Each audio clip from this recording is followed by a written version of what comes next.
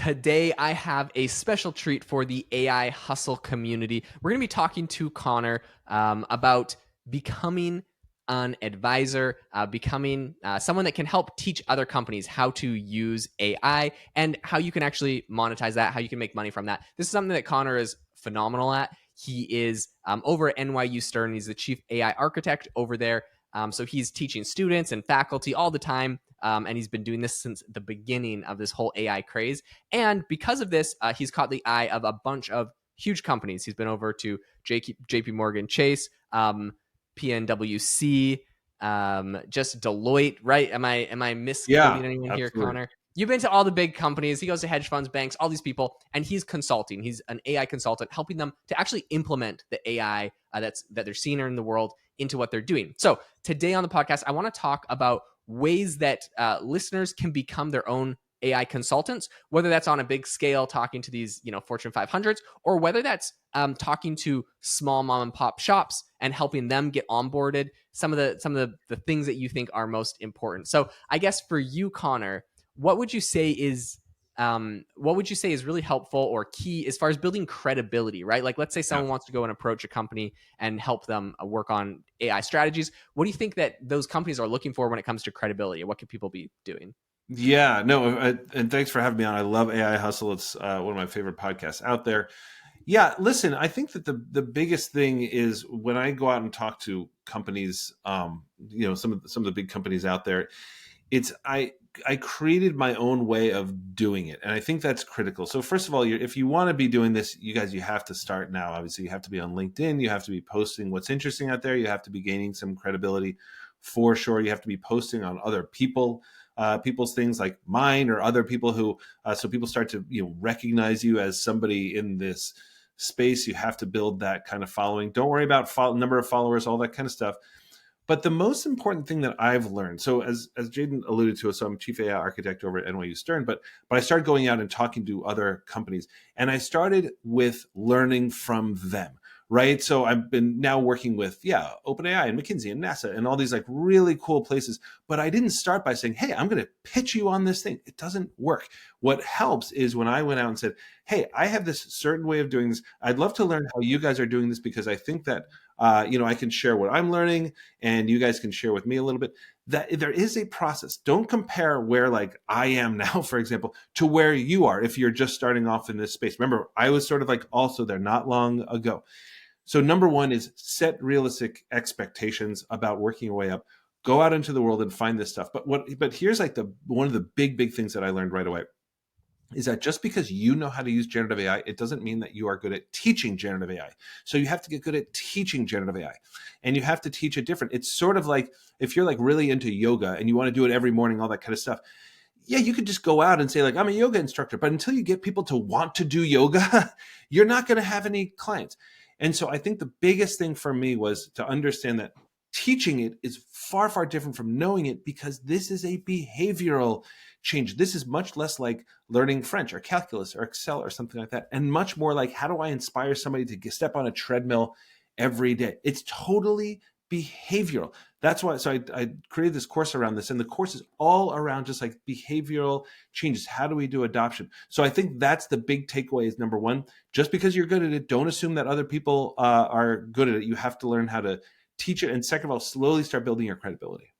100%. I love that. A couple follow-up questions on that. I think that'll be really tangible. But the big thing I want to say here is like, if people are interested in learning how to become a better teacher and learning a lot of new AI skills themselves, they should check out your generative AI course. I'll have a link in the description for that. That's going to have a ton of content as they're going and helping companies.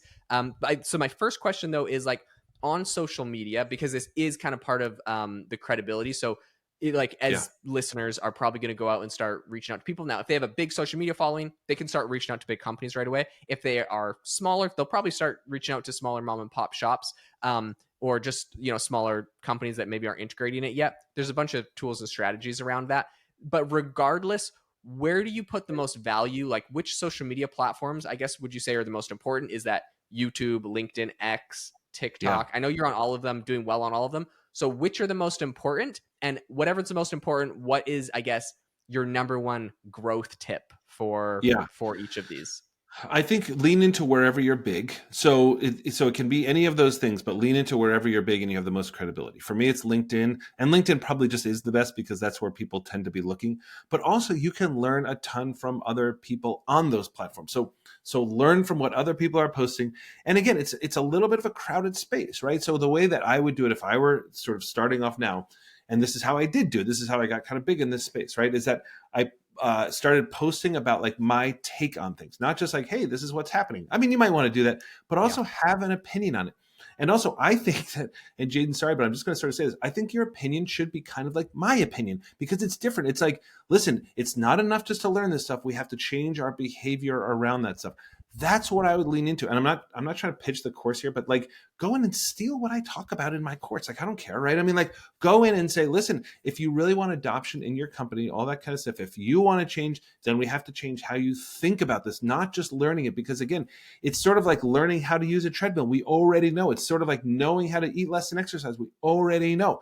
The problem here is that this is a behavioral thing. So what I would sort of suggest is say, hey, name your framework. Come up with a framework. Use ChatGPT. Say everything that you think about this, because if you're wanting to do this, and you better know a bunch about it, I'm guessing you do, and start putting stuff into ChatGPT and say, hey, or Claude, and say, hey, here's my stuff. Help me flesh out what a small course would look like. Help me flesh out like what the name of this framework is. Make it into, a 5-part framework or something like that. Start coming up with something so you can say, hey, here's the Jaden Schafer approach to this, because people want to know that there's a kind of a framework behind it. So I came up with this AI mindset framework, and it evolved a ton. So get ready to evolve it. Don't think that whatever you're coming out with is going to be the be all end all, but come with it, name it, have ChatGPT or Claude help you name it, and then come up with like a little course, just even a little mini thing that you can send people or something like that to show them your approach to it and why it is different. That's the important part. I love this. And I will say, Connor has done both. So he's done a lot of in-person events, charges a lot for that, but then also has sold hundreds and hundreds of courses as well. So having both sides of that is really beneficial. The last thing I guess I'll ask you about as we're wrapping up here, when you are approaching companies, I'm sure like you get approached by a lot of companies and you Yeah. probably approach some companies. When you're approaching companies, and for people listening, what are the most important things and like how does that conversation look? What are the most important things to say and to kind of touch on? Make sure it's a back and forth. So the way that I started, and that's where you should be. Okay. If you're just starting, remember, don't try to just jump into sort of like telling everybody, hey, I have this course. It's not going to work. What you do is find people who sort of know in a company and say, hey, I'm trying to, I'm creating this course. I'm finding this helpful with people, and go out and tell your friends about it so you have some credibility there or something. This is what I'm seeing in my space, but I see that you're over in healthcare. I'd love to exchange ideas and tell you sort of like where I'm seeing value in this, and would love to learn from you because I don't have that much healthcare experience. So maybe would you be open to a half hour on the phone?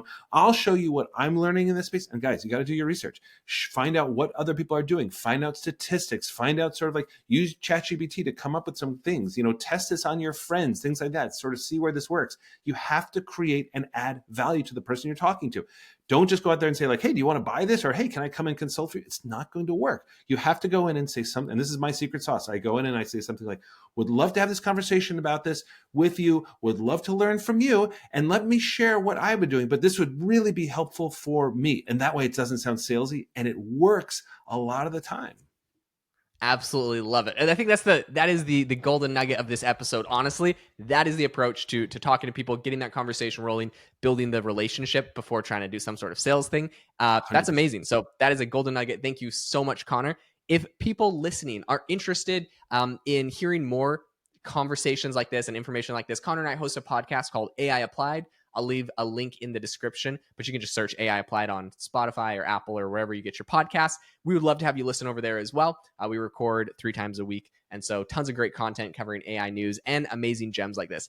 Thanks so much, Connor, for coming on the podcast today, and we will catch you next time.